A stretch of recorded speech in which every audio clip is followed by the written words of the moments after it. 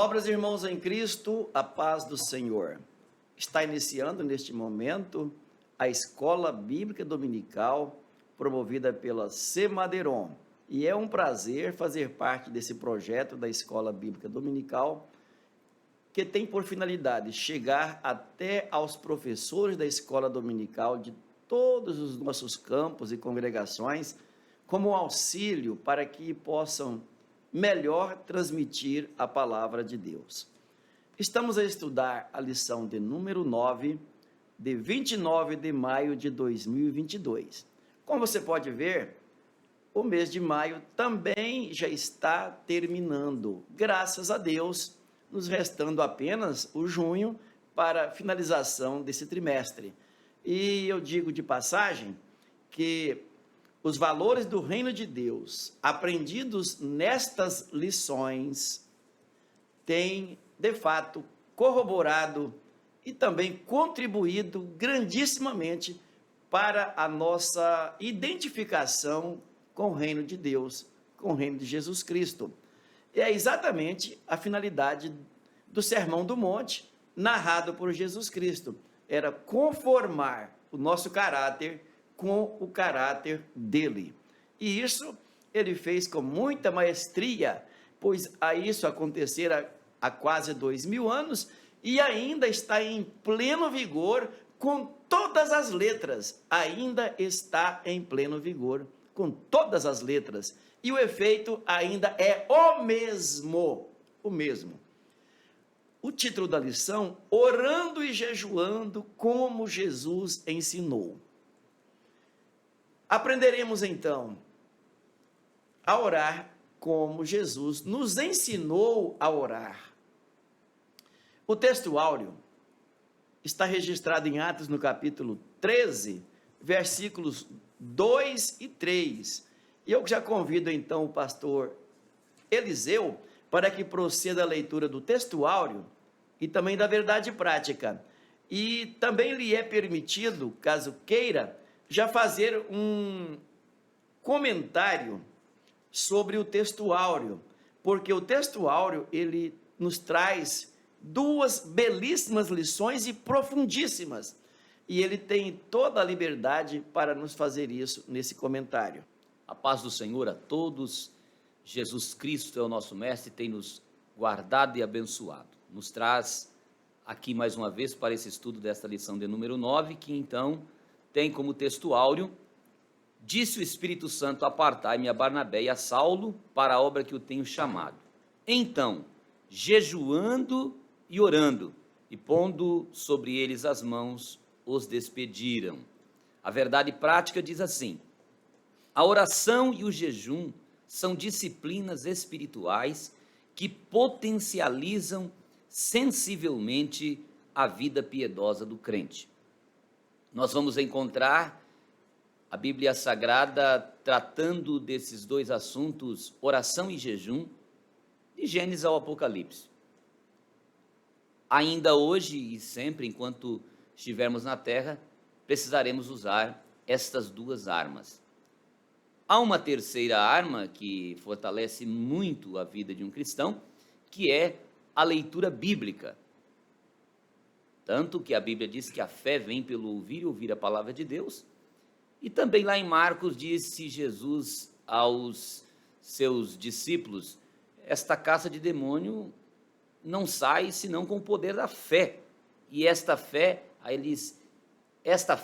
ou esta caça de demônio precisa ser expulsa, mas por pessoas preparadas pela oração e pelo jejum. Então, Jesus está dizendo que orar e jejuar produz fé. Ler a Bíblia produz fé. E quem tem fé, então, caminha crescendo, prosperando no reino de Deus, porque o justo vive da fé. Então, oração e jejum, nesta lição, são os dois pontos que estamos tratando para explicar o porquê os fariseus faziam isso e deixavam transparecer, ou queriam deixar transparecer, que eram santos e que estavam fazendo algo extraordinário. A oração em jejum é fato, é ação extraordinária mesmo, mas quando feitas ou feitos de forma correta.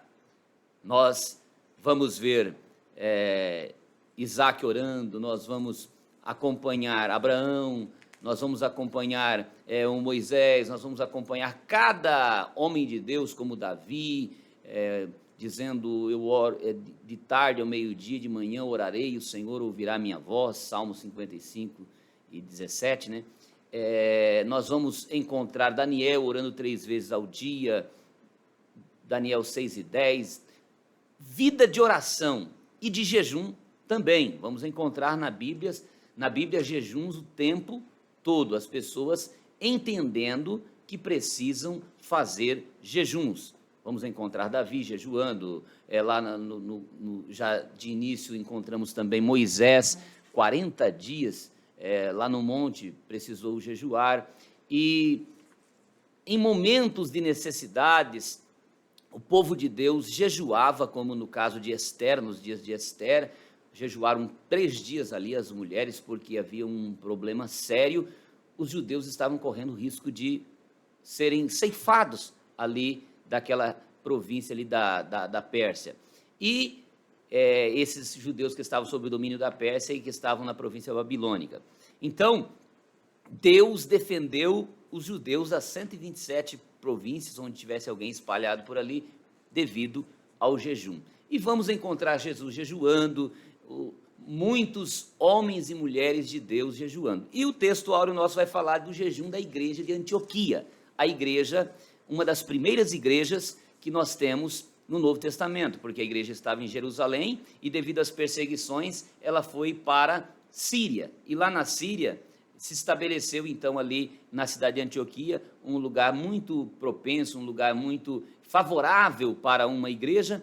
Ali havia poucas perseguições, em detrimento ou em comparação com as outras regiões ali da própria Síria e de outros países, e principalmente de Israel. Então foi um lugar favorável, e ali em Antioquia a igreja cresceu, foi pela primeira vez chamado os crentes de cristãos, e a igreja avançou. E nesta igreja eles estavam em jejum e oração, aprenderam muito bem o que se deve fazer para uma vida de humildade. Neste momento de jejum e oração, vem a voz do Espírito Santo, encontrou um terreno fértil, favorável, para abençoar o seu povo, tanto ali da cidade, porque quando a gente envia missionários nós somos abençoados, como também abençoar as pessoas de outros lugares, outros países que precisavam da vida daqueles missionários. Orando e jejuando, o Espírito Santo veio e falou: apartai-me Barnabé e a Saulo para a obra que os tenho chamado. Jejum e oração é um terreno fértil para que Deus resolva nossos problemas, fale conosco, nos direcione, faça conhecer a sua vontade e a gente tenha muito sucesso, pastor.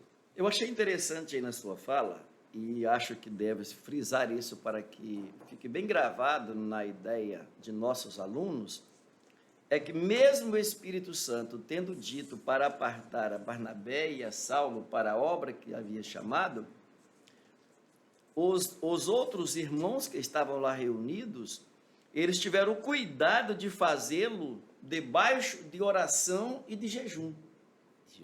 Mesmo já orientado pelo Espírito Santo, fizeram então debaixo de oração e de jejum. Não fizeram nada por arbitrariedade, mas por orientação do Espírito Santo e com o devido temor, orando e jejuando. Porque quando se trata da obra de Deus, devemos fazê-la desse modo e não segundo o nosso pensamento, o nosso intelecto, mas segundo a vontade e a direção de nosso Deus. Aqui diz o texto, pastor, e servindo a eles, ao Senhor, e jejuando. Aí, depois que eles estão jejuando, como o senhor, falando, eu ratificando o que o senhor está falando, aí eles oraram novamente e jejuaram. Interessante que eles já tinham jejuado, mas sentiram novamente essa necessidade. Exatamente. É uma vida de devoção. Algo interessante. A vida de devoção. O prazer deles era estar em comunhão com o Espírito Santo, em comunhão com Deus, e comunhão com Jesus Cristo, porque com certeza Jesus Cristo já havia escolhido Barnabé e Saulo, e então o Espírito Santo deu uma ordem, segundo já uma orientação do Filho de Deus: em comunhão ali a Trindade reunida e ordenar essa separação. E os apóstolos, os que estavam lá reunidos, que eram os doutores e profetas, então eles o fizeram com oração e com jejum. Tudo eles cuidavam de fazer com uma devoção ao Senhor. Graças a Deus por isso. O primeiro ponto da lição, a leitura em classe, nós vamos comentando a leitura em classe de acordo com os pontos da lição que nós vamos abordando. Então, a lição, ela na sua introdução, o comentador diz o seguinte: nesta lição, aprenderemos acerca da oração e as lições do jejum.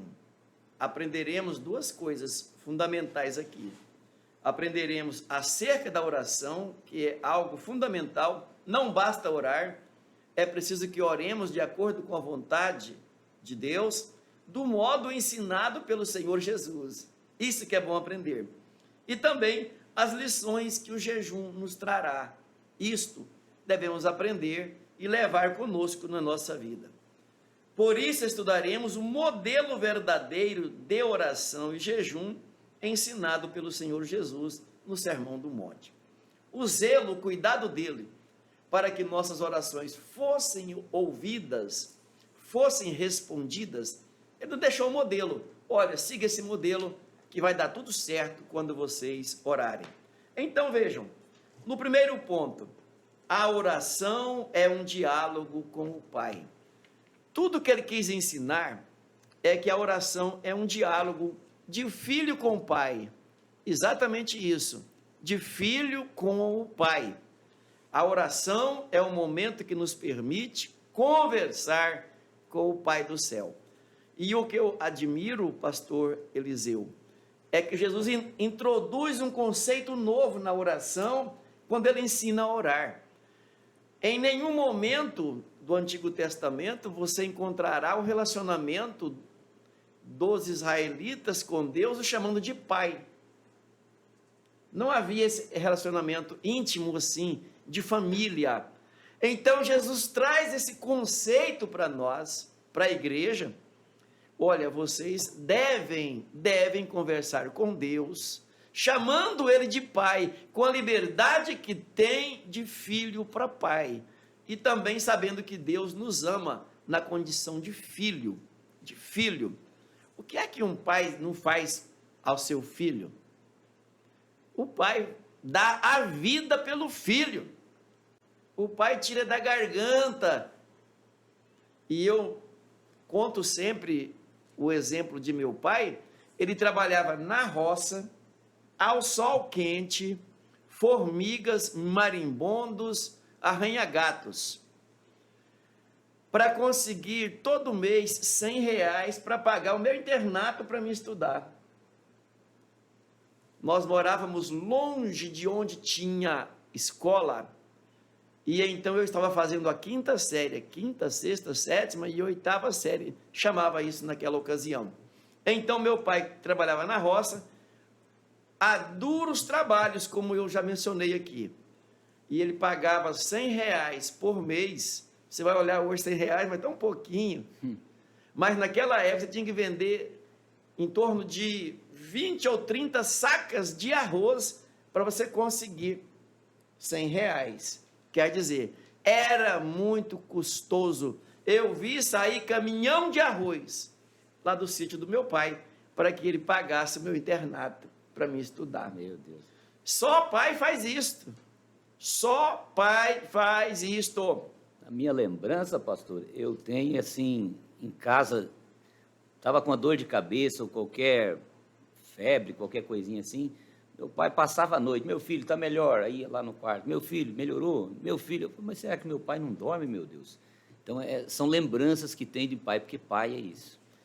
Então, esse novo conceito de oração que Jesus ensinou é que nós deveríamos ter essa comunhão, essa liberdade, essa intimidade de filho para pai na oração. E quando orares, orareis assim: Pai nosso que estás nos céus. Na verdade, o nosso tempo aqui não daria nem para comentar o Pai Nosso. Não daria. Mas eu estou colocando isso aqui só para introduzir que sempre o modelo de oração que Jesus quer que nós imprimamos em nosso caráter, em nossa conduta, especialmente a conduta cristã, é de um relacionamento íntimo de filho para pai, que nós tenhamos a liberdade de chegar diante de Deus como um filho chegando diante do seu pai, e sabendo que o pai não negará. Talvez o que pode acontecer é não estar na hora de conceder aquilo que o filho pede. Então o pai não dará alguma coisa que prejudicará o filho, com certeza. Qual o exemplo que eu tenho? Por mais que eu gostava dos meus filhos, eu tenho 2 filhos. Então, se aos 2, 3 anos de idade ele me pedisse, pai, me dá a faca para mim brincar com ela, eu não daria, como não dei, para o próprio bem deles. Se nós pedirmos algo assim, Deus também não nos fará, com certeza, porque Ele nos ama muitíssimo, muitíssimo. Glória a Deus. E quando Ele permite alguma coisinha nesse aspecto, ele estará ali com as 2 mãos dele segurando as nossas, e não acontecerá dano, porque Deus entende, conhece todas as coisas, e acima de tudo, Ele nos ama com o amor de pai para filho. Então, esse diálogo é que Jesus estabeleceu. A oração do Antigo Testamento, especialmente a oração do fariseu, ela era uma oração imponente. E Jesus disse, olha, não precisam de orações imponentes. Abra essa caixinha de segredo, abra a caixinha de segredo perante o Pai, e Ele vai te abençoar. Porque, na verdade, Ele já viu, Ele sabe todas as coisas, Ele é onisciente. Então, Ele sabe todas as coisas, Ele sabe. E quando nós chegamos a pedir, chegamos a orar, a maioria das bênçãos Ele já nos concedeu antes mesmo que nós tivéssemos pedido. Ele já sabia disso. Então, queridos, é que essa caixinha de segredo precisa ser aberta diante do Pai, mediante confissão, mediante arrependimento, com muito temor, e Ele então nos abençoa de um modo muito especial. Diálogo é preciso que haja entre nós e o Pai, e não aquelas orações trabalhadas com toda a retórica que não reflete a verdade nem a coerência que deve estar aqui dentro de nós. Então, que Deus abençoe a todos nós, que a nossa oração seja de fato um diálogo com o Pai. Pastor, tratando disso, me vem a memória aqui, João 15, quando Jesus fala que Ele está ligado, Ele é a videira verdadeira, e nós somos as varas, dizendo, vocês estão ligados em mim. A seiva sai de mim para dar vida para vocês. Aí no versículo 7 ele diz assim, se vocês estiverem em mim e as minhas palavras estiverem em vós, pedireis o que quiserem, e vos serás feito. Então é essa comunhão. Aí lá, mais para o final, ele fala assim, eu não quero que vocês me chamem eu não quero tratar vocês como servos, mas como amigos.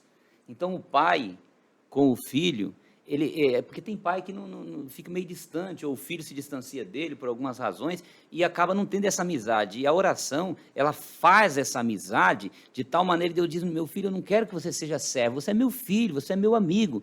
E disse Nós Jesus, perdemos, né, essa amizade lá no Éden. No Éden. Mas Jesus veio. Por que Deus ia no Éden à viração do dia para conversar com o homem? Penso eu, pastor, que conversas Deus conversava com Adão ali no Éden, e que coisa gostosa, saborosa deveria ser ali, ouvir Deus falando, vir ali, a expectativa de Adão, quando é que Deus chega para a gente bater um papo, né? Uma conversa com o pai, assim, né? E hoje, às vezes, a gente tem dificuldade para ter essa conversa com Deus, alguns acham um sacrifício impossível. Não pensemos assim, vamos buscar mais essa intimidade, né? O comentador diz que a oração é o diálogo da alma com Deus. Esse ser mais interno que nós temos, mais íntimo que nós temos, ter essa comunhão com Deus assim, com o Pai, e conversar com Ele, ouvindo-o e falando com Ele. Isto é coisa linda e é maravilhosa. Ele cita aqui algumas formas de oração nesse diálogo. Por exemplo, a confissão, a adoração, a comunhão, a ação de graças, como fez também Miriam, com gestos, como fez Débora, cantando, como fez Davi. Davi ele tinha uma forma muito especial de orar, e eu admiro quando eu leio as orações de Davi. Ele derrama mesmo, ele derrama a alma dele conversando com Deus. Isso é muito lindo.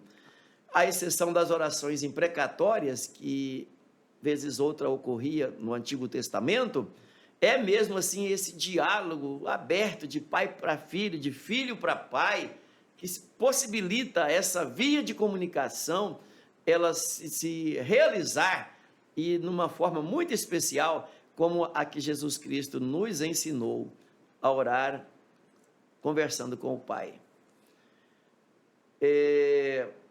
Ele fala mais sobre a maneira de orar. É o que às vezes mais nos preocupa, é a maneira de orar. A posição física que a pessoa desenvolverá esta oração. Na verdade, é o que menos deve nos preocupar, é a posição física, porque pelas escritas do comentador, veja que a pessoa pode orar em pé, deitado, prostrado, assentado, andando, ajoelhado, com as mãos estendidas, com o rosto no pó. A posição física, na verdade, ela está muito relacionada ao estado emocional nosso no momento que nós oramos, o estado de quebrantamento que nós temos. Agora, a única forma que nós não devemos orar é de nariz empinado. Se você é mineiro, você já entendeu o que quer dizer nariz empinado.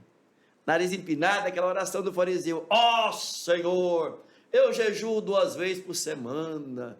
Meu Deus, essa oração não agrada ao Pai, e Jesus não a ensinou, ao contrário, ele reprovou.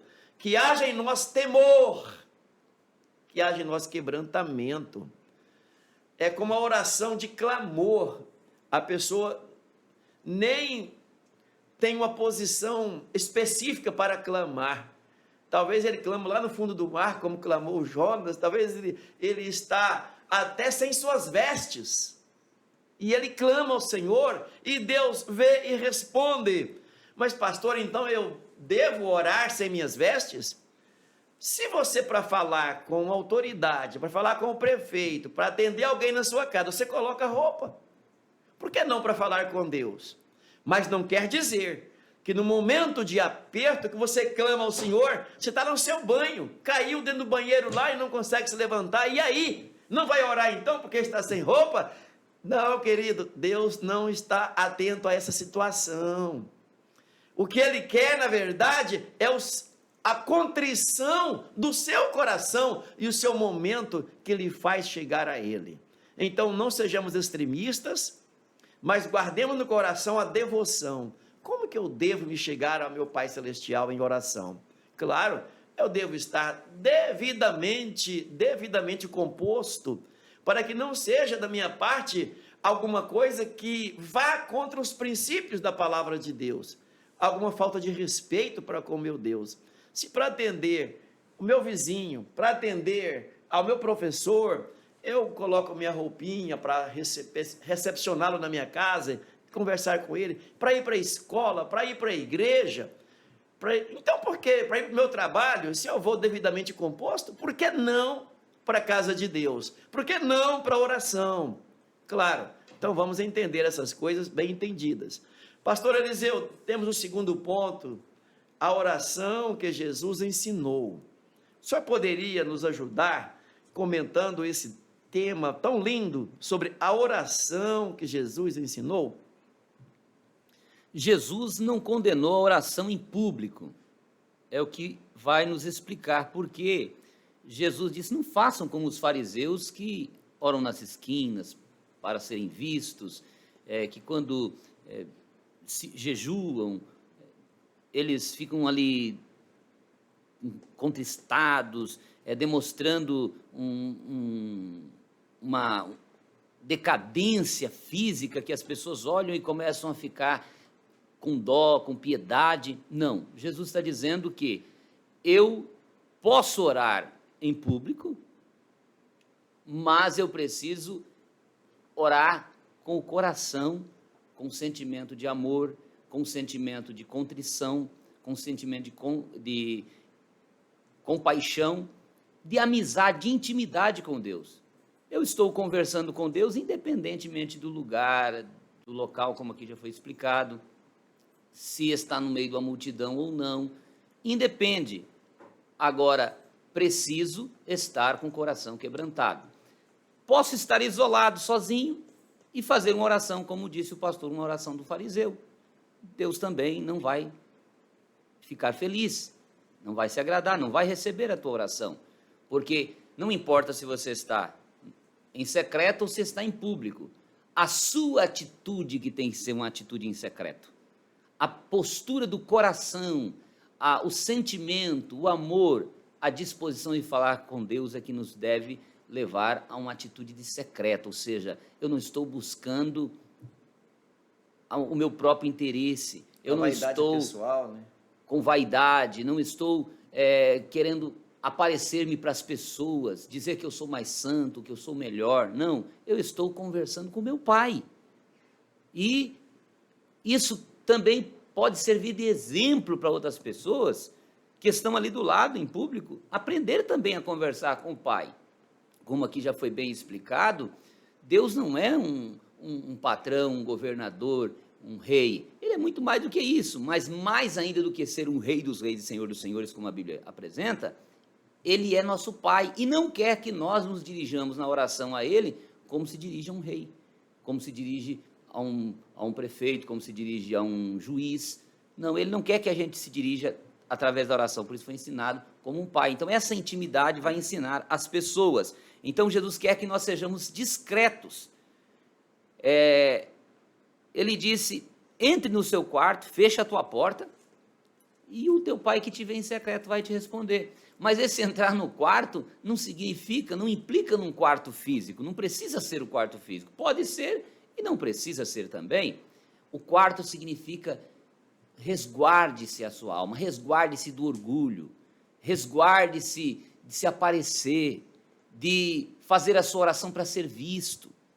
Teu pai quer que você faça uma oração em secreto. Então, a ênfase de Jesus não é o lugar, mas a atitude de quem ora. E aí ele vai dizer para que evite vãs repetições. Quando orarem, não useis de vãs repetições. Então quer dizer que não devemos repetir na oração? Claro que não. A oração, a Bíblia diz assim que é para insistir. Lembra daquela viúva, lá de Lucas 18? Jesus disse assim que a viúva insistiu uma vez, insistiu, o juiz era um juiz duro, difícil, mas ela insistiu tanto que ele levantou e falou, vou fazer justiça logo para essa viúva, para ela parar de me incomodar. Então disse Jesus, se o injusto juiz, ele foi comovido a atender uma mulher, mesmo que ele não tinha temor a Deus, ele dizia, mesmo que eu não tema a Deus e nem aos homens, mas vou fazer justiça para essa mulher. Quanto mais o vosso Pai, Deus que é um Pai, não é um juiz mau, não é nessa situação um juiz para nós e muito menos mau, mas ele é um Pai, como ele não levantaria e te atenderia quando você pede insistindo no sentido de dizer, Senhor, eu preciso. Porque tem pessoas, tem filhos, pastor João César, que ele chega ao pai e fica pedindo, pai, pega aquele copo ali para mim. Não é certo o pai pegar, quem tem que pegar o copo é o filho, o pai já trabalhou, já lutou, dá o sustento da casa, agora tem que ir lá pegar o copo para o filho na geladeira, está deixando esse filho muito preguiçoso, muito mal acostumado. Então, Deus quer saber se realmente eu preciso, e eu tenho que sentir que eu preciso. Na lição passada tinha uma frase dizendo assim, porque antes de pedirmos, Deus já sabe o que vamos pedir. Se Ele já sabe antes de pedir, então não precisaríamos pedir? Claro que precisa, porque Ele quer saber se realmente eu o amo. Se eu amo, eu vou pedir com vontade, eu vou pedir com coragem, eu vou pedir com necessidade.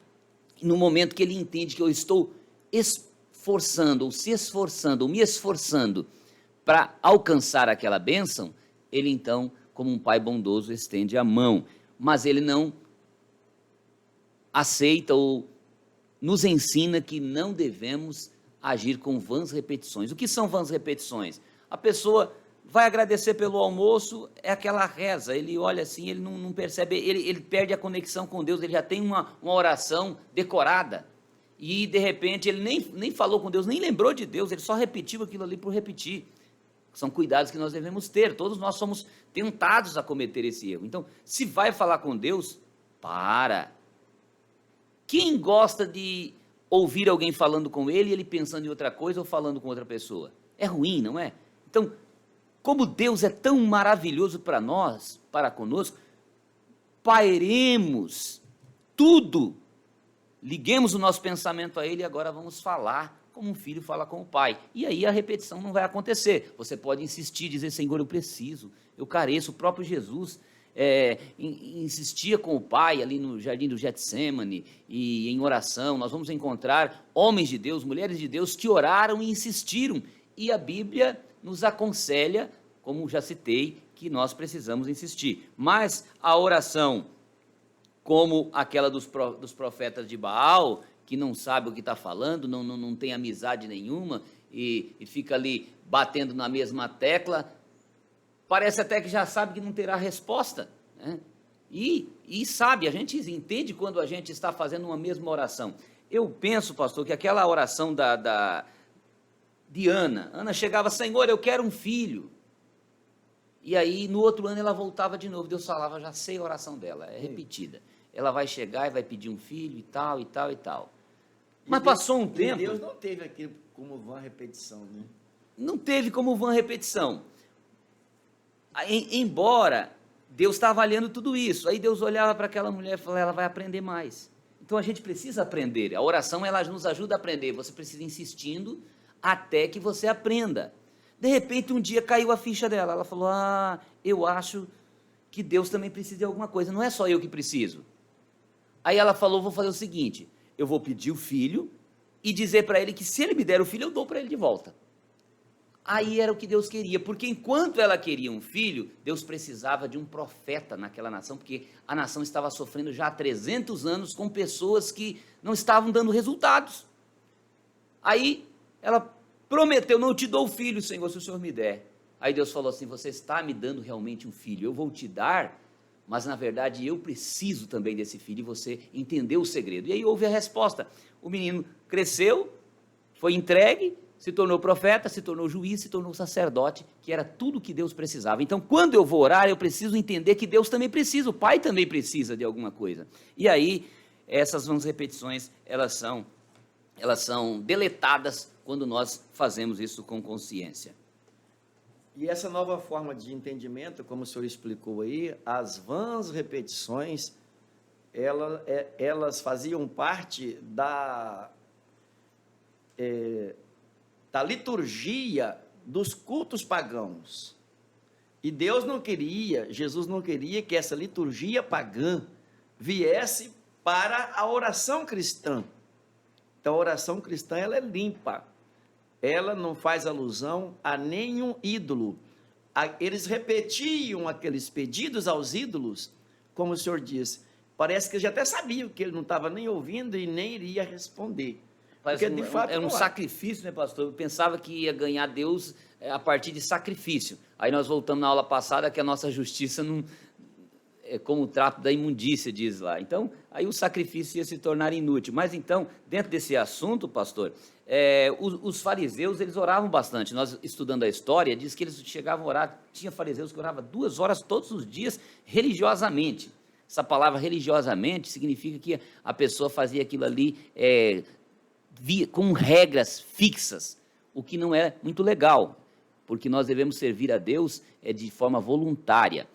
Embora não é errado, e a Bíblia vai ensinar que nós podemos ter horários próprios para oração. Isso é importante, porque isso nos disciplina. Mas na hora de orar, não, tem que orar 2 horas. Ora, quem disse que é só se for orar 2 horas que vai ter resultado, ou vou orar 1 hora, ou vou orar meia? Agora, eu pergunto, a minha pergunta é o seguinte, pastor, aqueles escribas, fariseus que oravam assim 2 horas por dia, jejuavam tanto, eles ainda conseguiam ser hipócritas? O que o senhor diz sobre isso? Então, isso aqui é muito profundo. Essa junção de oração e jejum, ela faz assim o parzinho perfeito, perfeito. já foi explicado que faz parte da disciplina, faz parte da autonegação e também da humilhação. É preciso mesmo esse casamento entre oração e jejum, porque quando a pessoa se dispõe a orar, ela se devota a Deus, é uma devoção que ela faz a Deus.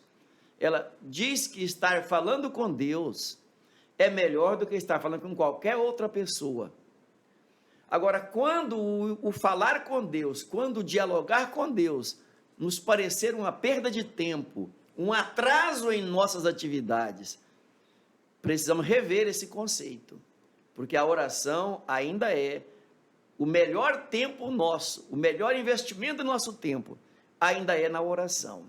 E quando a oração está acompanhada do jejum, nós estamos dizendo a Deus que amamos mais a Ele do que o alimento, e propomos estar em comunhão com Ele, falando com Ele, nos privando de alguns prazeres, de algumas coisas que nos dão prazer aqui na terra, ou prazer físico. Então é interessante isto, quando nós abordamos o aspecto oração e jejum. Os fariseus, eles gostavam de orar muito e em público, como o senhor disse, até 2 horas seguidas de oração. Eles imaginavam que era a quantidade, né, pastor? Aquela oração desenhada, aquela oração cheia de retórica, que não passava de um modelo recebido do paganismo. E isso, ninguém convence Deus. Eu vou repetir. Ninguém convence Deus. Nem pelo pouco, nem pelo muito falar. Porque ninguém convence Deus. Deus não precisa de conselho nosso. Por que é que Deus nos atende então? Não fui eu que convenci Ele, de jeito nenhum. A bondade e a misericórdia dEle veio ao meu encontro e me viu naquela luta, naquela dificuldade e me tomou então e me abençoou. Mas não fui eu que me fiz merecido dEle. É a bondade e a misericórdia dEle que atende ao nosso clamor, que atende à nossa oração. Pode orar um dia, 1 ano, 50 anos, 1 milhão de anos, que não vai resolver nada se não houver temor aqui no coração. Então, o que Deus quer ver em nossa oração é a nossa devoção, é a nossa contrição, é o nosso temor, é a nossa conversão, é a nossa capacidade de estar nos rendendo e sendo autênticos e sinceros com Ele no momento da oração. Sim, talvez não vai 1 segundo, Deus responde. E ora 1 ano e Deus não responde. Com Deus está a sabedoria, a onisciência, um atributo especial de Deus, que pastor, Ele vê e atende e responde.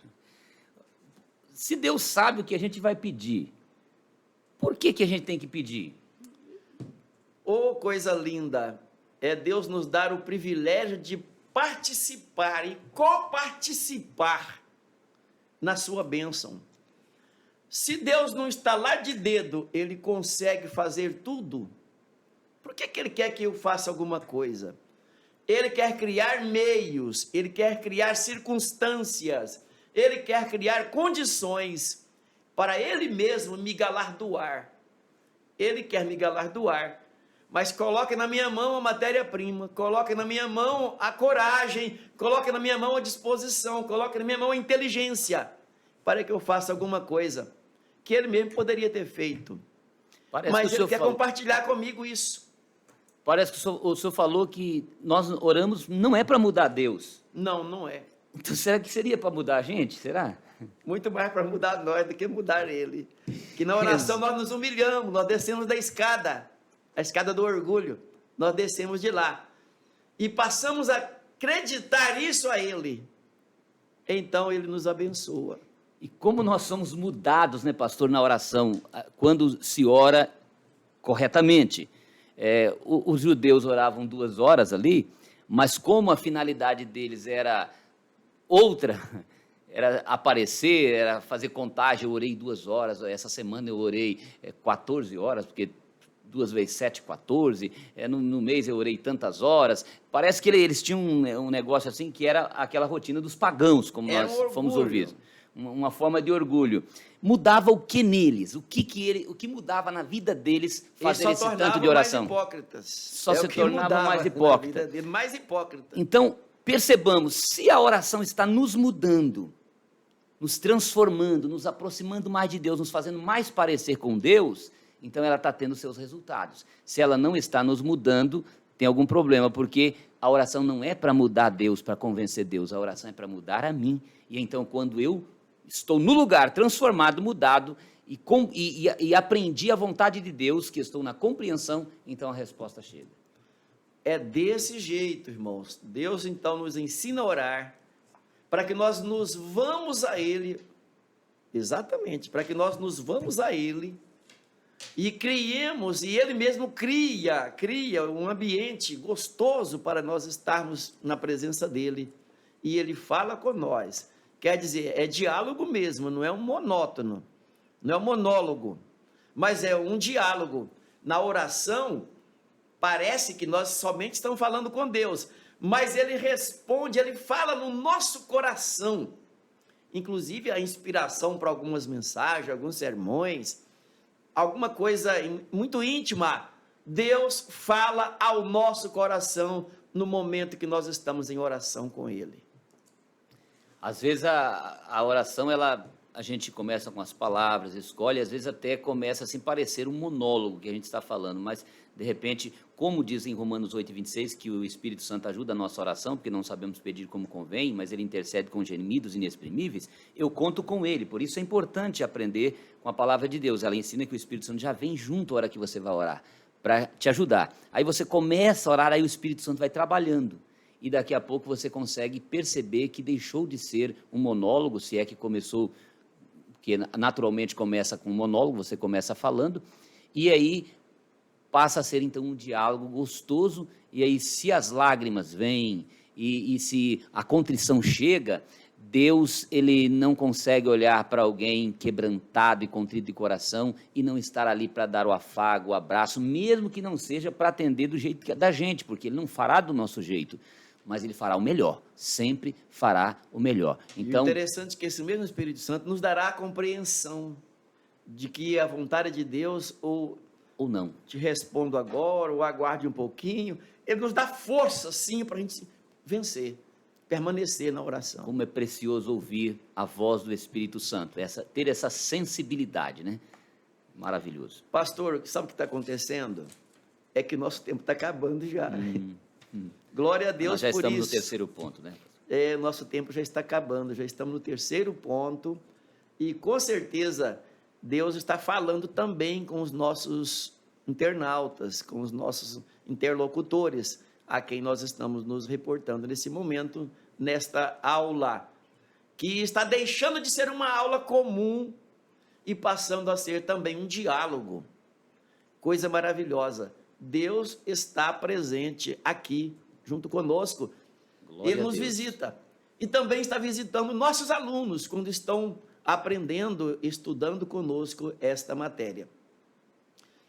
Então, eu só gostaria que o senhor, já encaminhando para o final, lembrando que já estamos na 35ª edição deste programa, desta aula, que tem sido bênção para todos nós, nos estimulasse nossos alunos sobre esse dever mesmo de orar e jejuar e de perseverar nessa oração, porque aí se tornará aquela oração sem cessar, que causa muita confusão para alguém, mas e quando eu estiver dormindo? Bem, lá em Eclesiastes tem um verso que fala assim: eu dormia, mas o meu coração velava, a minha alma velava. Isso dá-nos a entender que mesmo dormindo, nós continuamos dialogando com Deus. Como que o senhor pode nos aclarear isso? A Bíblia diz, através de aquela mulher samaritana, ela começou a conversar com Jesus. A princípio ela negou água para Jesus, né? Ela disse: como o senhor, sendo judeu, vem pedir água para uma mulher samaritana? Mas Jesus, que quebra as barreiras, ele quer nos alcançar, ele veio para nos resgatar, e ele olha para mim, para você, e vê as nossas falhas, mas ele nos resgata. Então ele disse para a mulher: se tu me pedires água, eu te dou uma água diferente dessa, uma água que você, bebendo dela, vai fazendo em você uma fonte que salta para a vida eterna. Isso tocou a mulher e aí mudou o sentido dentro. Naquela mulher houve uma transformação de tal forma que ela desejou ter um contato com Deus, o que todos nós precisamos. Às vezes, algumas pessoas agem com orgulho, mas lá no profundo eles estão precisando de Deus. Então a mulher falou assim, como é que deve adorar a Deus? E é isso que é um ponto interessante. Ela falou, é lá no monte, em Samaria, é aqui em Jerusalém, no templo? Aí Jesus diz, nem lá e nem cá, mas os verdadeiros adoradores adorarão ao Pai em espírito e em verdade, porque o Pai procura os tais que assim o adorem. Adorem aqui, orem, busquem, falem com Ele. Diz assim, porque Deus é espírito, importa ou é necessário que aquele que o adore em espírito também e em verdade. Então, quando aqui nós resumimos, já fechando, a nossa oração, o nosso jejum, nós precisamos entender que o nosso espírito precisa ter uma comunhão com Deus e que independe do lugar, independe do local, independe se eu sou rico, se eu sou pobre. Às vezes, pessoas até que estão erradas, é hora de pedir perdão, de se arrumar diante de Deus. Uma pessoa que está em pecado, ela vai para os pés do Senhor, o Espírito Santo vai ensinar para ela, vai dar as diretrizes para ela, como deu para Davi. Davi jejuou 7 dias, né, diante de uma situação assim, e ele dizia, Senhor, não retira de mim o teu Espírito, torna a dar-me a alegria da tua salvação, me sustém com espírito voluntário, oração e jejum ali de Davi. Então, a oração, ela, assim como o jejum, os dois estão combinados, né, caminham juntos, eles têm 3 finalidades, diz aqui, humilhar-se, no momento em que eu oro ou que eu jejuo, eu preciso estar com o coração quebrantado. Segundo, no momento de lamentação, de perda, de uma epidemia, situações como está acontecendo, é hora de jejuar. Então, com certeza. Houve jejuns aqui promovidos até pela convenção, e alguém fica assim, mas a gente não tem que jejuar só quando a gente deseja em secreto? Não, os jejuns congregacionais sempre existiram. São estimulados, né? São estimulados na Bíblia Sagrada. Eu falei aqui de Esther, mas tantos outros que eram feitos no dia da expiação, todo ano tinha aquele dia do jejum. Mas as igrejas precisam ter esse cuidado, de tempo em tempo, de quando em quando, precisa se convocar os irmãos para um momento, um jejum congregacional, não tem nada de errado. Agora, eu que estou jejuando, preciso estar com meu coração quebrantado, entendendo que não é porque o pastor pediu, eu estou fazendo porque eu amo a Deus, eu quero realmente entrar numa vida de quebrantamento, e se for por uma causa, eu quero ver a solução daquela causa, e eu vou lutar junto, vou vestir a camisa junto, como diz o conceito popular, né? E terceiro lugar, um evento espiritual de grande concentração de fiéis.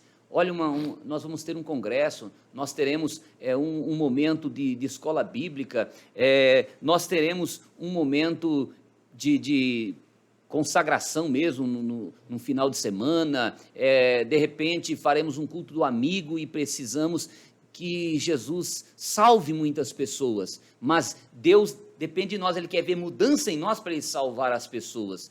Através da nossa mudança, a mensagem vai trabalhar melhor na nossa vida, e uma vez que trabalhou na vida nossa, de quem está pregando, vai trabalhar na vida também daquele que está ouvindo, e Jesus vai salvar.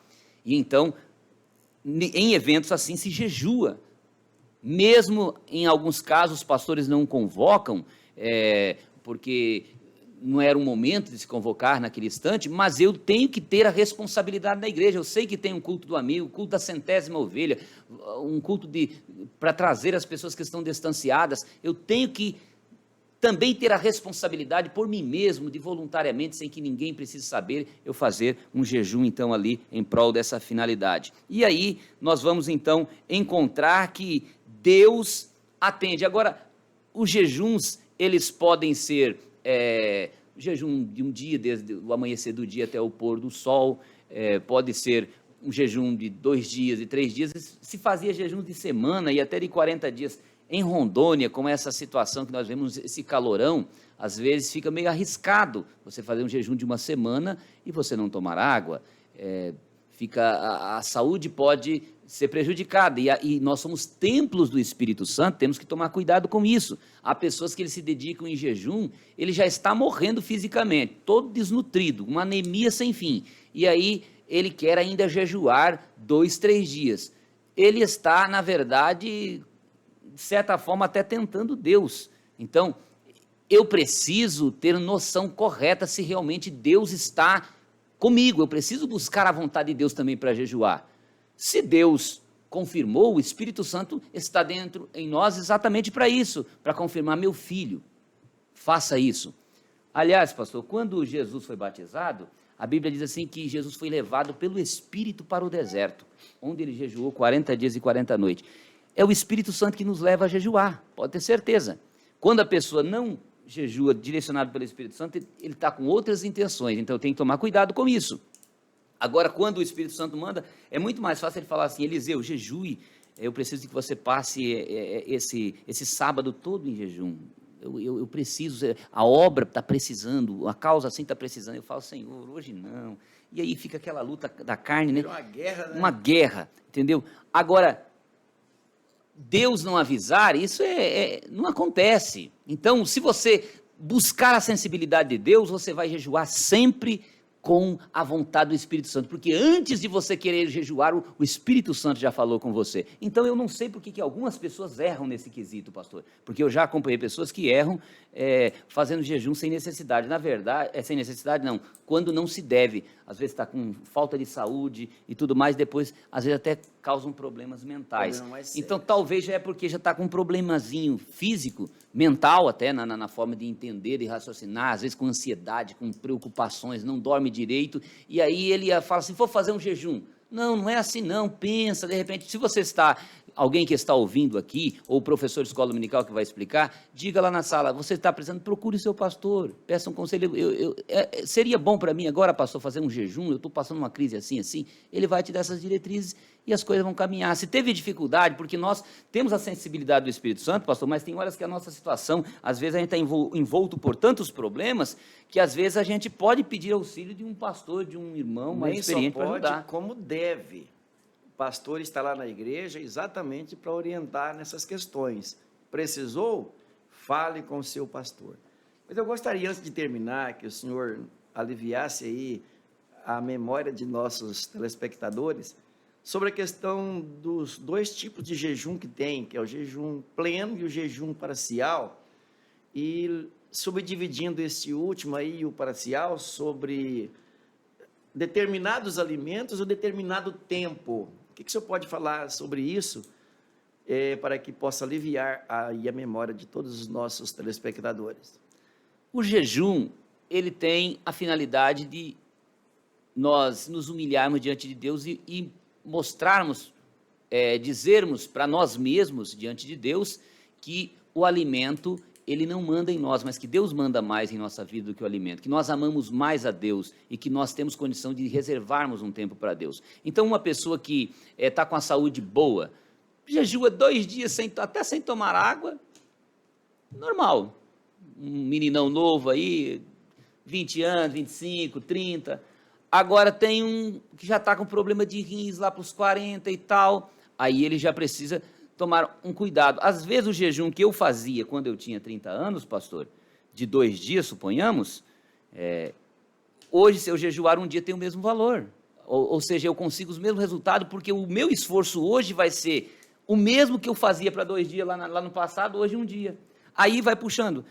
Quando eu tiver com 70, eu jejuo suponhamos, até meio-dia, tem o mesmo valor de um dia, porque não é a quantidade, meus irmãos, nós voltamos aqui, é a qualidade. Aí tem aquele que não vai conseguir nem meio-dia, porque a saúde dele está prejudicada. Tipo aí a oferta da viúva, né?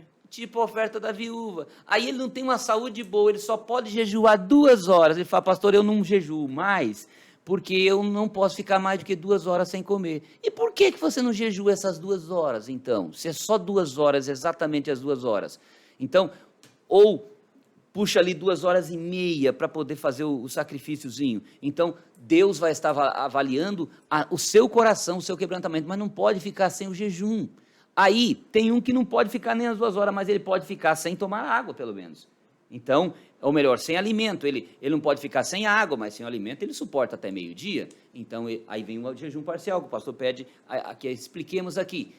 Até meio-dia você se alimenta e você tem cuidado dos seus rins, por alguma razão Jesus ainda não te curou, você vai tomar água, mas vai jejuar sem alimentos até meio-dia, o dia todo, sem problemas, é um jejum. Deus está avaliando o seu quebrantamento. Aí tem o outro jejum, que é um jejum parcial de alimentos. A pessoa, ele vai cortar alguns alimentos e ele vai jejuar, porque, por exemplo, às vezes ele tem um grande problema para resolver no final de semana, pastor, mas ele não pode deixar de trabalhar essa semana. Então ele fala, como que eu vou trabalhar carregando peso? Uma vez eu fiz um jejum, lembro agora, e eu coloquei algum peso nas costas, assim, que eu vou dizer uma coisa. E aí, não me fez mal, porque eu era muito forte, menino novo, né? E era jovem? Jovinho só, né? 19 anos, 20 anos. Mas eu vou trabalhar, então o que eu faço? Eu vou comer uma sopa, ou um arroz, um feijão, eu vou tirar metade do alimento e eu vou ficar até meio-dia, mas meio-dia eu vou almoçar, eu quero jejuar o dia inteiro. Mas eu vou comer uma comidinha leve, meio-dia ali, só o básico, só para me dar força para eu trabalhar. Mas eu vou ter esse propósito, não vou tomar um café de manhã e ao meio-dia eu faço isso e atravesso até a tarde. À tarde eu estou liberado para me alimentar melhor, alguma coisa assim. Então, ele que vai decidir como é que isso vai agradar a Deus. Ele, com o Espírito Santo, ele vai decidir que alimentos que ele vai tirar, que ele ama e que ele vai estar renunciando naquele momento para poder ajudar. Um exemplo desse alimento é o de Daniel. Daniel sabia que ele não ia suportar os 21 dias, o Espírito Santo lhe deu essa direção, e ele então agora jejua todos os dias até de tarde ele come uma sopinha, por exemplo, não se diz qual é a comida, mas ele se alimentava alguma coisinha de tarde, e no outro dia ele novamente encarava o jejum o dia inteiro. Então o jejum dele foi 21 dias, mas de tardezinha ele se alimentava com aquele alimentozinho para dar o suporte para ele continuar não sei, porque às vezes nem pôde sair da administração do império, de um povo não crente naquela época, ele precisava exercer suas funções. Então ele avaliou, pesou na balança, é contado 21 dias, mas ele se alimentou durante esses 21 dias, então é parcial por isso. Coisa maravilhosa é estudar a Bíblia e sabendo que não consegue esgotar esse tema. Aí tem ainda assunto para debater o resto do dia, o resto do mês, o resto do ano, e não vai dar conta, não. Mas fiquemos na dispensação do Espírito Santo, fiquemos no centro da vontade de Deus, que Ele nos dará sempre o discernimento.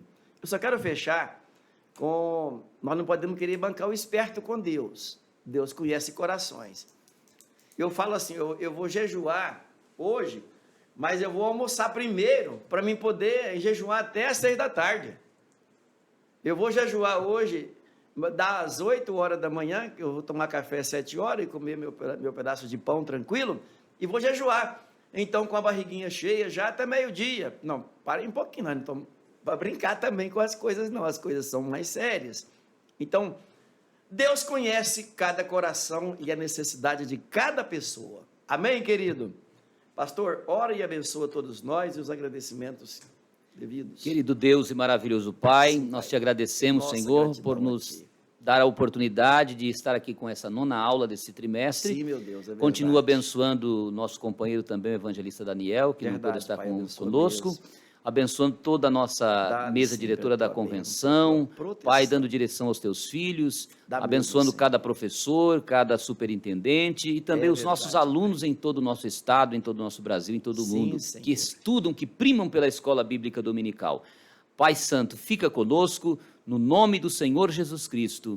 Amém. Amém. Deus abençoe você, Deus abençoe sua vida, Deus abençoe nosso pastor Nelson Lutemberg, Deus abençoe cada professor e te ajude na ministração da palavra de Deus com muita sabedoria, muita humildade e muito amor.